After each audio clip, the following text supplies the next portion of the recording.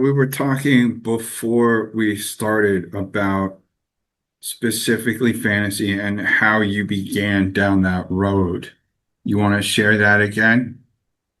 Yeah, so my eighth grade teacher, and I really try to give her the dedication and the honor in this series and have go because she was the one that I feel like kind of pushed me towards writing with an idea and a task to write something unique and original, which turned out to be one of the prequels that for this current series in the world of Azrin that I made.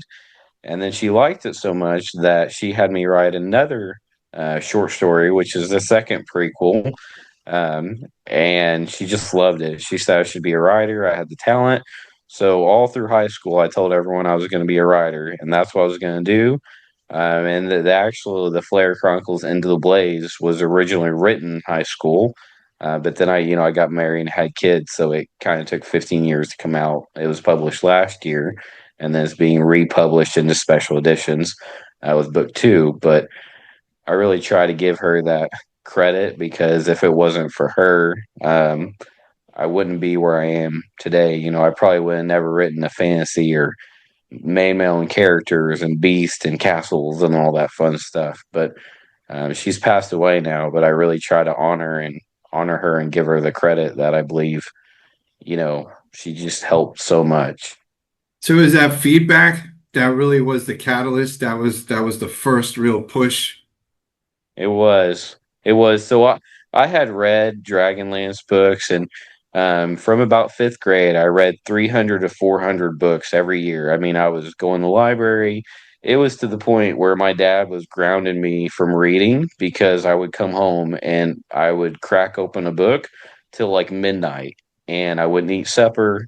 I wouldn't do anything, just read, and I would just plow through these books. And I would collect all the books, and he was like, you can't do that. You've got to do homework and chores and all this stuff. And I love, riding dragons and being, I almost felt like I was in the world of books. I was in that book. Like I could vividly picture me there as one of the characters.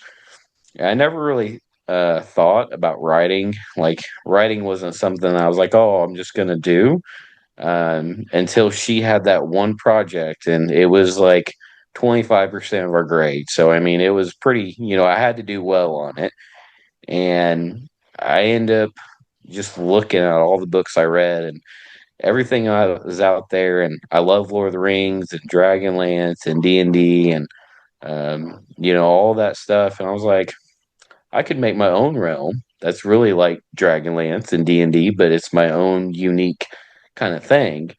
And so I just started writing and then ended up turning into a really good story. I'm like, this is unique because there's nothing out there like it. And it's kind of nerdy, It's pretty cool, though. I think it's cool. And I don't know if it'll pass the class, but, hey, this is my story because it's me, it's unique.